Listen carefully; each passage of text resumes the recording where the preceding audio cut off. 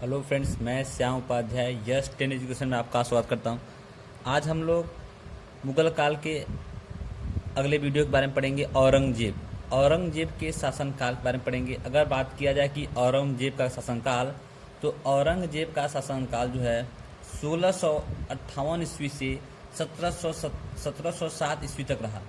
औरंगजेब का शासनकाल 1658 ईस्वी से 1707 ईस्वी तक रहा। लगभग इनका काल 50 वर्षों तक चला और इसका भी काफ़ी लंबा कार्यकाल रहा। तो मुगल काल में अगर बात किया सबसे लंबा कार्यकाल तो एक अकबर का और दूसरा औरंगजेब का। तो अगर थोड़ा इसके परिचय के बारे में पढ़ लिया जाए तो अगर बात किया जाए कि इसका जन्म 3 नवंबर 1618 ईस्वी को 1618 ईस्वी को दोहर, जो कि मध्य प्रदेश के उज्जैन में पड़ता है, दोहर जो है मध्य प्रदेश के उज्जैन में पड़ता है, यहाँ पर इसका जन्म हुआ। और बात किया जाए इसके पिता, तो आप जानते हो कि यह जो है अपने पिता का 6वीं संतान था। इसके पिता का नाम क्या था? शाहजहां था, जिसको इन्होंने क्या किया, जो है जेल में कैद कर दिया था। पहले यह प्रारंभ में अपने 3 भाइयों से उत्तराधिकार का युद्ध लड़ा। उसके बाद फिर यह अगला राजा बना। तो और इसकी माता का नाम जो है अर्जुमंद बानो बेगम, जिसको प्यार से जो है मुमताज, शाहजहां उसको प्यार से मुमताज कह के पुकारते थे, जिन्होंने जो है उन्हीं की याद में ताजमहल बनवाया है। तो इसका राज्याभिषेक, यह एक ऐसा राजा था मुगल काल का जिसका राज्याभिषेक एक ही जगह 2 बार हुआ है। इससे पहले एक और राजा इसके जो है अकबर थे, जो कि उनका राज्याभिषेक 2 बार हुआ था, लेकिन पहला राज्याभिषेक उनका जो है लाहौर में हुआ था, सिंध के लाहौर में, और दूसरा राज्याभिषेक उनका दिल्ली और आगरा के निकट हुआ था। लेकिन यह राजा एक ऐसा मुगल राजा था जिसका राज्याभिषेक एक ही जगह 2 बार हुआ था। इसका राज्याभिषेक, पहला राज्याभिषेक की बात किया जाए तो यह इसका पहला राज्याभिषेक जब सामूगढ़ का युद्ध लड़ा।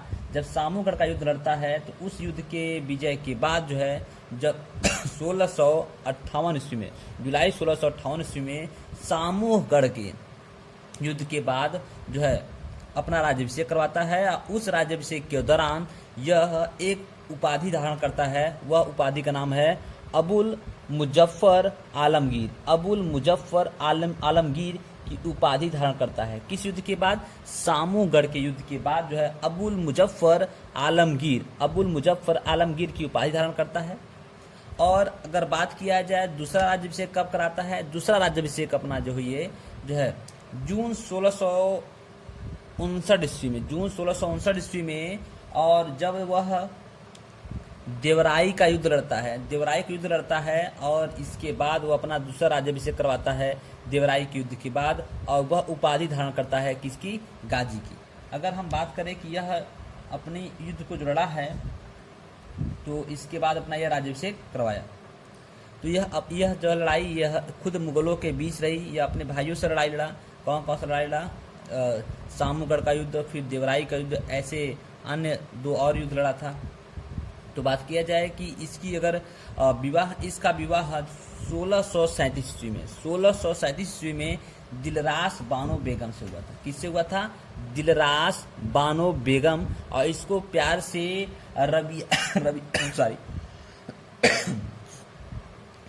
प्यार से इसको रबिया बीबी भी कहता था। और यह जो है इनकी जो है कहाँ की यह राजकन्या थी? फारस की राजकन्या थी, जिनका नाम था दिलरास बानो बेगम, और इसको प्यार से क्या कहता था? रबिया बीबी कहता था।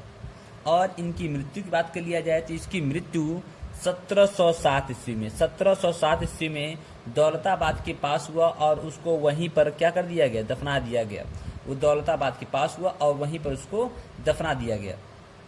तो औरंगजेब, पूरे मुगल काल में औरंगजेब एकमात्र ऐसा राजा था जो कि कट्टर मुस्लिम राजा था, कट्टर हिंदू विरोधी था। वो हिंदुओं का पूर्ण तरीके से विरोधी था। जैसे कि आप लोग अपने गांव में कहीं मंदिर को देखते हैं टूटा फूटा रहता है, तो वो जो है किसकी देन है? तो वो औरंगजेब की ही देन है कि हिंदुओं मंदिर को तोड़वाया। तो अगर थोड़ा सा बात किया जाए कि इसकी कट्टरता के बारे में, सोचिए यह आया जो है हिंदुस्तान में ही आया और वहीं पर हिंदुओं की ही मंदिरों को तोड़वाया, इतनी इसके अंदर कट्टरता भरी थी। तो यह औरंगजेब की कट्टरता के बारे में थोड़ा सा पढ़ लिया जाए कि ये इसके अंदर कैसी कट्टरता थी।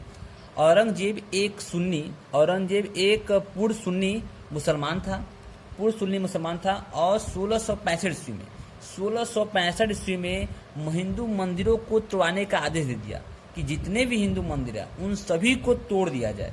तो सोचिए, जितने भी हिंदू मंदिर थे सबको 1665 ईस्वी में तोड़ने का आदेश दिया, और साथ ही साथ जितने भी संगीत या लोक नृत्य, जितने भी इससे पहले जितने भी मुगल राजा थे, सभी ने जो है चित्रकला में इंटरेस्ट, या स्थापत्य कला में, या वो कह सकते हो कि संगीत में या नृत्य में, सब में कुछ ना कुछ अपना जो है रुचि रखे और उसको उन्होंने बढ़ावा दिया। लेकिन यह जितने भी इस प्रकार के कार्य थे सभी कार्य को बंद कर दिया, और केवल मुसलमानी सत्ता या कुरान, या कह सकते हो कि कुरान के आधार पर ही शासन करने का निर्णय लिया कि मेरे कुरान में एक मुस्लिम राजा को कैसा होना चाहिए, उसके आधार पे यह अपनी राज व्यवस्था को चलाने का कार्य किया। तो कुरान के आधार पर ही यह निर्णय किया कि मैं केवल कुरान के ही आधार पर ही शासन करूंगा, और इसके अलावा इससे विपरीत जो भी कार्य रहेंगे उन सभी कार्य को बंद करने का आदेश दे दिया। जैसे नौरोज भी जो है, नौरोज त्योहार हुआ, झरोखा दर्शन। मैं आपको पहले बता चुका हूँ झरोखा दर्शन क्या होता है कि कोई भी राजा जब सभा बुलाता था, सभा में बैठता था, उसके सामने उसके एक मंजिले से ऊपर एक जालीदार खिड़कियां होती थी, और उस खिड़की के पास रानी बैठा करती थी, और राजा जो है अपने मीटिंग को करते हुए, अपने कार्य को संबोधित करते हुए, और जो है उस रोशनदान या झरोखों के माध्यम से रानी को देखा करता था। तो इस प्रकार से कसर झरोखा दर्शन उसी को कहा गया, और उस झरोखा दर्शन को भी बंद कर दिया, नौरोज त्योहार को भी बंद कर दिया। और तुलादान क्या था? तुला मतलब क्या होता है? तराजू। अर्थात तुलादान प्रथा को अकबर ने शुरू किया, और इस तुलादान प्रथा में क्या होता था कि हर वर्ष राजा जो है अपने वजन के बराबर सोने चांदी से बने सिक्के या गहने को तौलता था, और उन सभी जो है गहनों को जो है अपने राज दरबार में बंटवा देता था। इस प्रकार तुलादान प्रथा को बंद कर दिया। राजाओं को तिलक करने पर भी प्रतिबंध लगा दिया। सिजदा, पाबोस, होली, दीपावली, सोचिए ये होली, दीपावली हिंदू त्योहार को भी बंद कर दिया, और सिजदा, पाबोस जैसी प्रथा को भी बंद कर दिया। सिजदा मतलब क्या होता है कि जो है कोई भी राजा के दरबार में आएगा तो वह सिर को झुकाएगा, और पाबोस मतलब क्या करेगा? अपनी पगड़ी को उतारेगा और राजा के पैरों को चूम लेगा। तो इन सब पर भी क्या प्रतिबंध कर दिया, और वैश्याओं पर भी प्रतिबंध लगा दिया। जो वैश्याओं के लिए अलग क्षेत्र हुआ करता था उन पर प्रतिबंध लगा दिया, और कह दिया कि अगर वैश्याओं को या तो विवाह करना होगा या तो अपने इस कार्यक्रम को बंद करके कहीं दूर चला जाना होगा। तो वैश्याओं पर प्रतिबंध लगा दिया। जजिया कर को जहाँ जो है 1600 अगर बात किया 64 में जजिया कर जहाँ पे अकबर जो है बंद कर देता है, वहीं पर जो है 1564 में बंद कर देता है, वहीं पर ये जो है जजिया कर को 1679 ईस्वी में पुनः चालू कर देता है। तो जजिया कर को चालू करने वाला पुनः औरंगजेब था 1679 ईस्वी में, और यह स्वयं बीड़ा बजाने में बीड़ा वादक था, और लेकिन यह संगीत या लोक नृत्य इन सबको प्रतिबंध कर दिया, लेकिन बीड़ा वादक यह स्वयं था। और औरंगजेब चाहता था कि जो दारुल हब मतलब कि इसको मुसलमानों के अगर वर्डों में देखा जाए तो गैर मुसलमानिक देश, दारुल हब एक जो है मुसलमानी भाषा है, मुसलमानी वर्ड है। अगर देखा जाए कि दारुल हब का मतलब क्या होता है कि मुसलमानों में दारुल हब का मतलब होता है कि गैर मुसलमानिक देश। तो दारुल हब जो देश, भारत जो दारुल हब देश था, उसको जो है दारुल हब को बंद करके उसको दारुल इस्लाम में कन्वर्ट करना चाहता था। इसलिए अर्थात वह इस्लाम का राज्य बनाने का प्रयास कर रहा था। इसलिए जितने भी मुस्लिम राजा थे उन सभी को जो है प्रेरित किया और अपने में मिलाने का प्रयास किया, और साथ ही साथ उनके साथ जो है जितने भी हिंदू राजा हों या जो भी हिंदू धर्म हो उन सबको प्रतिबंधित कर दिया जाए, और जो मुस्लिम बनना चाहे उसको मुस्लिम बनाने में प्रेरित किया जाए, और जो मुस्लिम न बनने का प्रयास करे उसे जबरदस्ती मुस्लिम धर्म में परिवर्तित करने का आदेश दे दिया। जो प्रेम से नहीं मानेगा तो उसे क्या किया जाए, जबरन मुस्लिम में परिवर्तित किया जाएगा। तो इस प्रकार से औरंगजेब की कुछ नीतियाँ रही। तो और थोड़ा सा हम लोग पढ़ेंगे कि औरंगजेब के काल में जो विद्रोह हुए था उनके विद्रोह के बारे में हम लोग पढ़ेंगे। औरंगजेब के विद्रोह के बारे में हम लोग पढ़ेंगे। मैं आपको सारी बात बताया कि देवराई के युद्ध के बाद वह क्या किया था, गाजी को उपाधि धारण किया था, बताया था। हाँ ठीक है, कोई दिक्कत नहीं। चलिए आगे देखा जाए।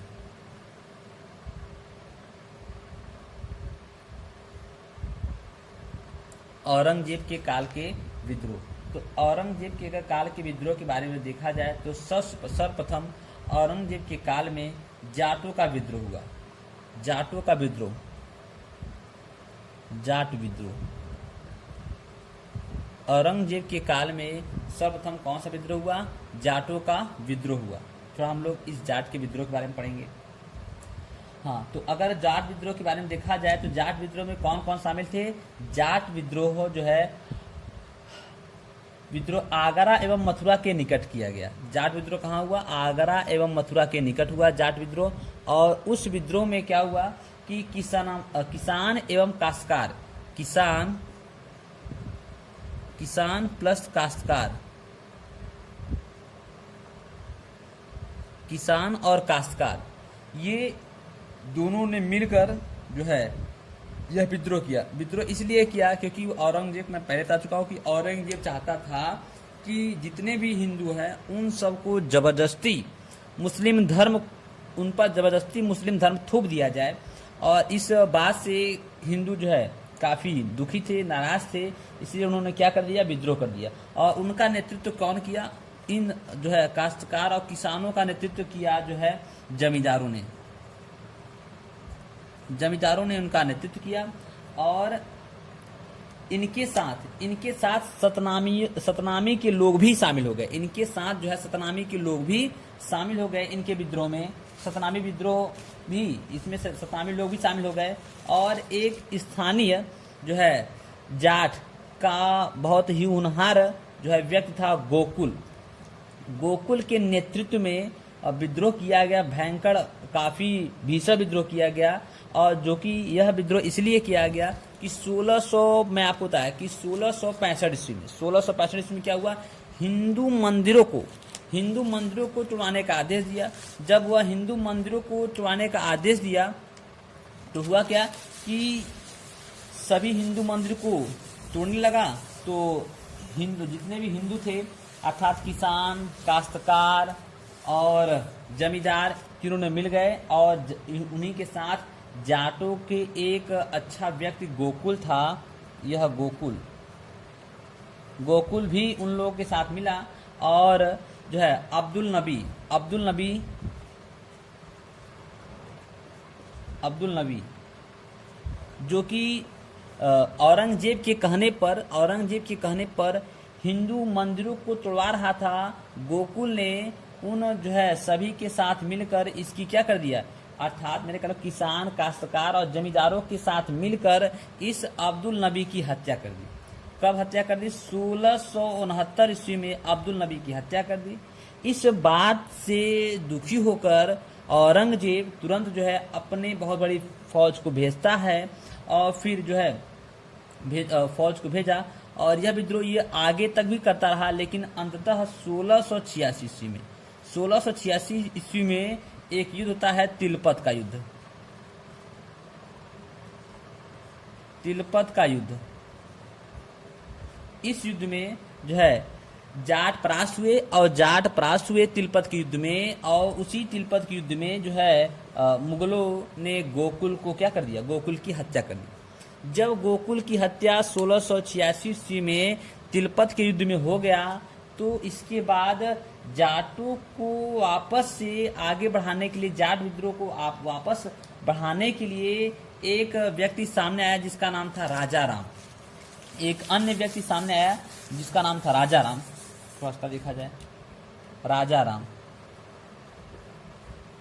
राजा राम 1686 ईस्वी में तिलपत के युद्ध के बाद गोकुल का युद्ध हुआ, गोकुल की हत्या हो गई, मुगलों ने हत्या कर दिया। तो इस विद्रोह को आगे लेकर जाने के लिए राजा राम सामने आता है, और राजा राम जो है मुगलों को अत्यधिक परेशान करने के लिए, अर्थात औरंगजेब को अत्यधिक परेशान करने के लिए वो क्या करता है, जहां पर अकबर को दफनाया गया था, अकबर के मकबरा कहाँ था, सिकंदराबाद में।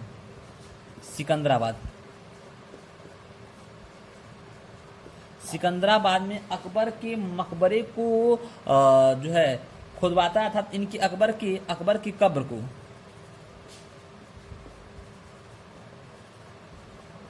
अकबर की कब्र को खुदवाता है, और अकबर की कब्र को खुदवा कर अकबर के बचे हुए अवशेष हड्डियों को उन सबको निकलवाता है, और निकाल कर जो है जला देता है। इस बात से अत्यधिक खफा हो जाता है औरंगजेब, क्योंकि मुस्लिम धर्म में उनके कब्र को जलाना बहुत ही जो है दुष्कर्म के बराबर था। इसलिए औरंगजेब बहुत दुखी होता है, अत्यधिक नाराज होता है, क्योंकि राजा राम का ये टारगेट ही था कि औरंगजेब को क्या करना, औरंगजेब को दुखी करना, हर्ट पहुंचाना। और उन्होंने कैसे उसको हर्ट पहुंचाने का प्रयास किया, अकबर की कब्र को खोदा और उस कब्र में जो बची हुई अकबर के अवशेष थे उसको जला डाली। यह बात औरंगजेब पता चलती है, और औरंगजेब भारी सेना को 1686 ईस्वी में भेजता है, और राजा राम एक युद्ध में परास्त होते हैं, और उस युद्ध में राजा राम को भी क्या कर दी जाती है, 1686 ईस्वी में राजा राम की भी हत्या कर दी जाती है, 1686 ईस्वी में। अब इसके बाद क्या होता है, इसके बाद जो है अगला जाटों के विद्रोह को आगे बढ़ाने के लिए अगला जो है व्यक्ति आता है, वह राजा राम का भतीजा था। राजा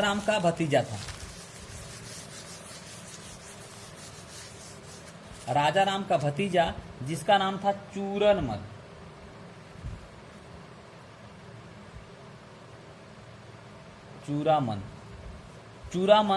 यह जो है जाटों के साथ मिल जाता है। यह कौन है, भतीजा है का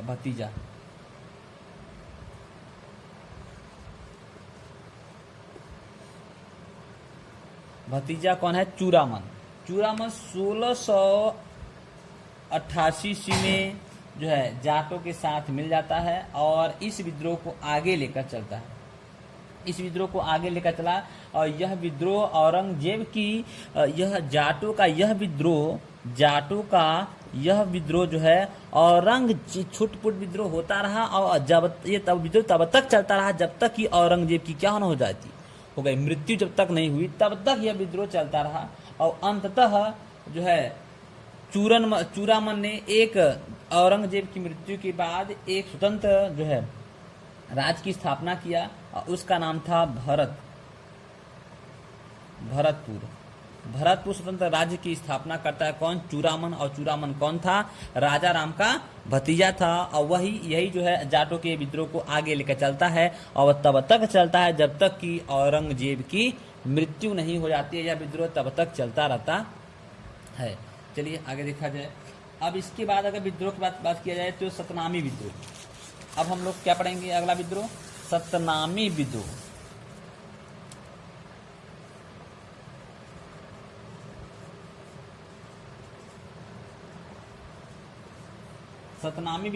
यह विद्रोह कब होता है, सतनामी विद्रोह 1672 ईस्वी में। 1672 ईस्वी में सतनामी विद्रोह स्टार्ट होता है। इस विद्रोह को जो है यह भी एक धार्मिक विद्रोह था, और इसमें जो है दो विद्रोह होता है। एक होता है, इस विद्रोह में दो लड़ाई होती है। एक स्थान था नारनौल, और एक दूसरा स्थान था मेवात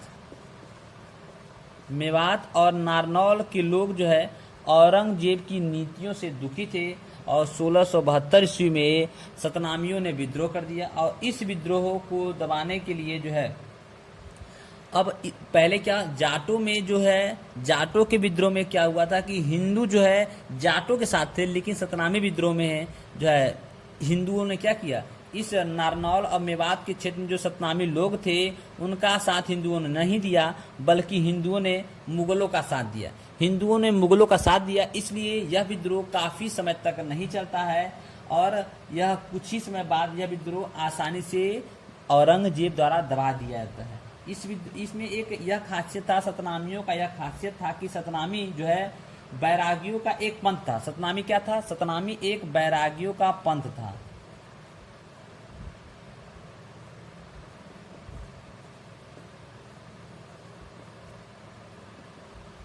सतनामी एक बैरागियों का पंथ था और इसमें ये जो है अपने शरीर के संपूर्ण बालों को मुड़वा कर रखते थे, इसलिए इनको क्या एक नाम से इनको और सतनामी के अलावा एक नाम इन्हें और दिया गया है, मुंडिया, क्योंकि ये मुड़वा देते थे अपने शरीर के संपूर्ण बालों को, इसलिए इनको एक नाम से और सतनामियों को एक नाम से और जाना जाता है और वह नाम क्या है? मुंडिया।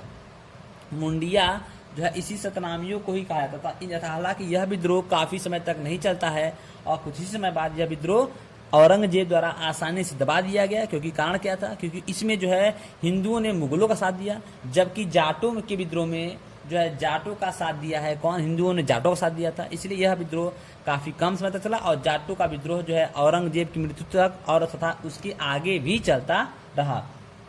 अब अगर आगे बात किया जाए कि एक विद्रोह और हुआ, अफगान विद्रोह। अफगान विद्रोह को दिखा देता है।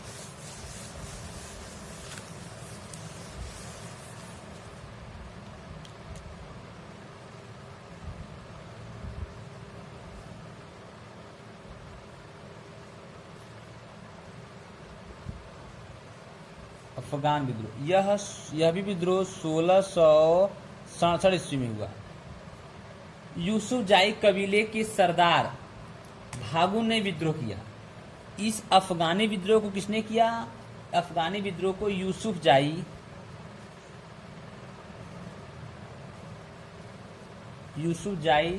कबीले के सरदार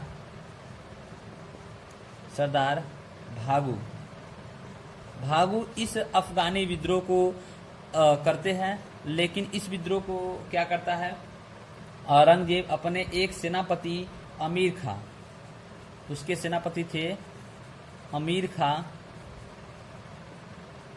खां की मदद से जो है इस विद्रोह को आसानी से दबा दिया जाता है और भागु की हत्या कर दी जाती है। अर्थात इस विद्रोह को भी आसानी से दबा दिया गया। अफगानी विद्रोह 1667 ईस्वी में। फिर अंत में फिर कुछ समय बाद एक अन्य व्यक्ति सामने आता है इसी अफगानी विद्रोह का, अकमल खां ने फिर जो है 1600 अफगानी विद्रोह में एक अफगान सरदार था। ये तो यूसुफजाई कबीले थे जो कि भागु, और एक अन्य विद्रोह होता है 1672 ईस्वी में। 1672 ईस्वी के विद्रोह को देखा जाए,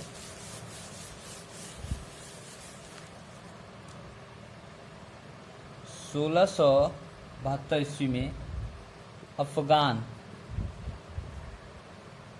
विद्रोह, अफगान सरदार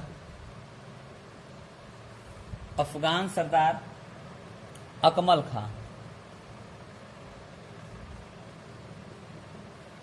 खां ने विद्रोह किया और स्वयं को क्या कर लिया? अकमल खां ने 1672 ईस्वी में अफगानी सरदार था, अकमल खां ने विद्रोह किया और स्वयं को राजा घोषित कर लिया।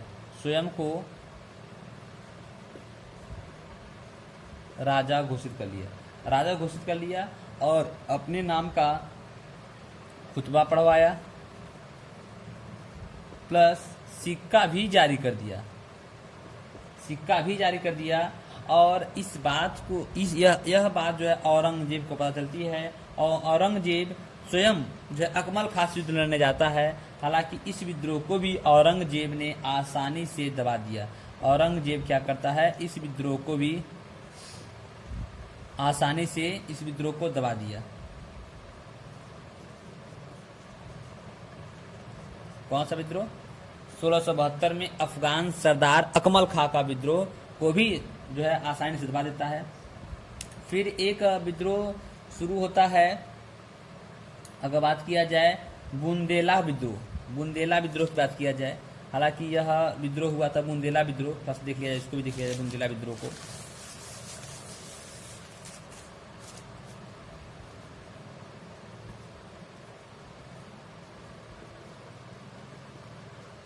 यह 1661 ईस्वी में हुआ। बुंदेला विद्रोह 1661 ईस्वी में हुआ। इस विद्रोह में ओरछा के राजा चंपत राय, ये इस विद्रोह को किसने किया? ओरछा के राजा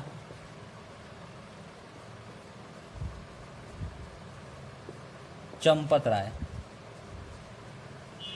इस विद्रोह को ओरछा के राजा चंपत राय ने किया। और चंपत राय जो इस विद्रोह को किया है क्योंकि यह भी धार्मिक बातों से प्रेरित था। और लेकिन क्या होता है कि औरंगजेब जो है इससे जबरदस्ती इसको जो है इससे संधि करने के लिए विवश करता है, लेकिन यह इतनी ठाना था कि मैं स्वयं मर जाऊंगा लेकिन जो है औरंगजेब के आगे नहीं झुकूंगा। इसलिए यह औरंगजेब से तंग होकर क्या करता है? अपनी आत्महत्या कर लेता है।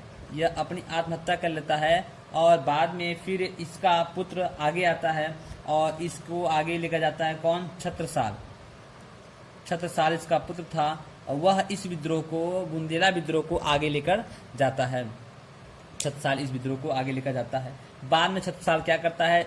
जब औरंगजेब इसको बहुत विवश कर देता है तो अंततः इसको औरंगजेब के साथ संधि कर लेनी पड़ती है। तो यह 1705 ईस्वी में छत्रसाल ने, कब? 1705 ईस्वी में छत्रसाल ने 1705 ईस्वी में औरंगजेब के साथ संधि कर लेता है। और औरंगजेब की मृत्यु के बाद जो है यह छत्रसाल जो था क्या कर लिया? संधि तो कर लिया, लेकिन 1705 ईस्वी में संधि किया, लेकिन 1707 ईस्वी में औरंगजेब की मृत्यु के बाद यह वहां पे स्वतंत्र राजा अपने आप को घोषित कर लेता है। तो आज हम लोग इतना ही देखें। अब इसके बाद अगला विद्रोह हम लोग इसके नेक्स्ट वीडियो में देखेंगे। ओके।